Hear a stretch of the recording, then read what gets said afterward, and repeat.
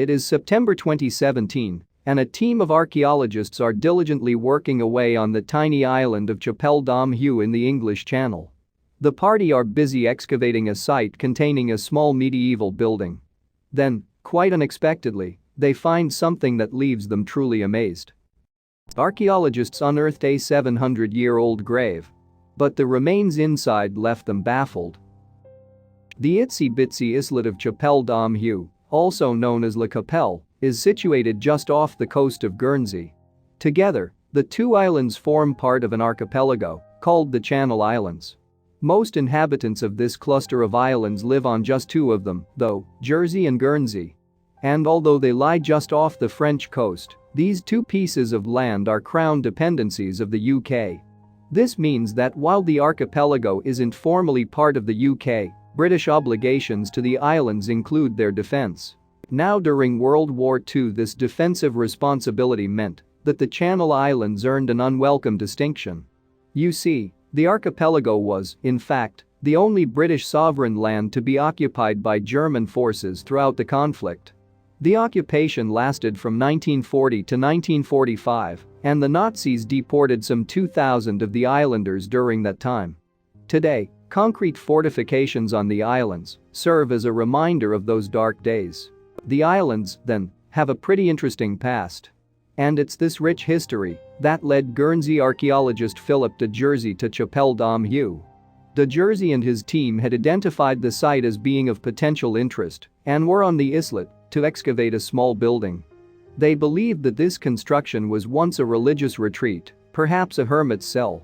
However, as La Chapelle is separated from Guernsey by a narrow tidal causeway, work on the island had to be carefully coordinated. The archaeologists therefore needed to plan their working hours around the tides of the English Channel.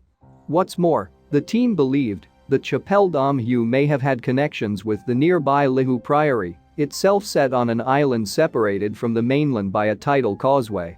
The Le Hue Priory was a home for monks of the Benedictine order and is thought to have been established in the 12th century. What is more, according to local beliefs, the Neolithic graves at the site were once a trysting place where fairies and witches gathered. But it was the monastic legacy that interested de Jersey.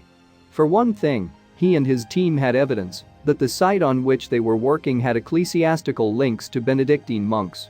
And, in fact, these ties date back to medieval times, possibly as far distant as 900 years ago. Now to chart the dig's progress, de Jersey kept a video diary, and by day 3 the excavation was beginning to reveal medieval stonework. Furthermore, by the 4th day the team had revealed two separate structures, one of which was possibly a pen for livestock. Day 5 of the dig brought more discoveries too. Specifically, the archaeologists found some fascinating fragments of medieval pottery. Then on day 6 the team realized that the former building had an east to west orientation. This was a significant breakthrough too, because it confirmed that the building had more than likely had a religious purpose. More revelations were to follow. On day 9 de Jersey pointed out what he described as an intriguing feature, and one which he did not yet understand. What he'd found at this stage was in fact, though, nothing more than a slight rectangular depression in the floor of the site. It would, moreover, be 2 more days before the team discovered exactly what this unusual feature was. Yet on day 11 of the dig the archaeologists finally unearthed the feature, and it was something quite extraordinary. In fact, as de Jersey said, probably in 35 years of digging, it's one of the strangest and most bizarre things I've ever come across. You see, further exploration of the mysterious depression had revealed something that was really rather odd. It turned out that de Jersey and his team had discovered a burial site. Yet while this in itself wasn't that unusual, the contents of the grave most certainly were. Astonishingly, the party had come across the apparently carefully buried remains of a porpoise. De Jersey told The Guardian, "It's very peculiar, I don't know what to make of it. Why go to the trouble of burying a porpoise in what looks like a grave? It's a wonderful surprise." And this outlandish find raised lots of puzzling questions. If they had eaten it or killed it for the blubber, why take the trouble to bury it? Some effort was made to create a neat hole, de Jersey said. Indeed, While the skeletal remains could easily have just been thrown in the sea, they had in fact been carefully and deliberately buried. The tomb's contents included a well-preserved skull and shoulder bones. It all seemed very strange then, although de Jersey speculated that it may have been packed in salt to preserve it, and then for some reason they didn't come back to it. It's certainly true that in medieval times porpoise was considered a very tasty treat. But de Jersey was also keen to propose a potential reason with a religious angle. As he pointed out, the dolphin has a strong significance in Christianity, but I've not come across anything like this before. It's the slightly wacky kind of thing that you might get in the Iron Age, but not in medieval times.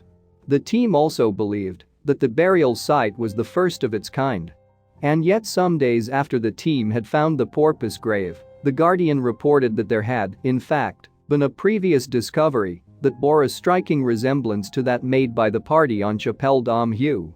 Yes, researchers unearthed a similar find way back in 1958. This discovery was made in the British Isles too, albeit some 700 miles from Guernsey in the Shetland Islands, an archipelago to the north of the Scottish mainland. A team of archaeologists from the University of Aberdeen were excavating a medieval church on St. Ninian's Isle when they found a hoard of treasure hidden beneath a stone marked with a carved cross. The items included ornate silverwork, jewelry and a piece of a porpoise's jaw, indicating that others saw significance of some kind in the animal's remains. Back on Chapelle Dom Hue, meanwhile, the team carefully removed the remains before sending them to a marine expert for examination and carbon dating. And this analysis of the skeleton should provide an array of new information for the team. Yes, these tests may reveal some of the secrets of the Chapelle Dom Hue porpoise. But for now, the truth behind this bizarre find remains something of a mystery. Was the porpoise nothing more than a meal for some hungry monks? Alternatively, was it something of deeply religious significance to them? Or is the reason for its burial something else altogether? Perhaps we'll never know. Thanks for watching, and don't forget to like and subscribe.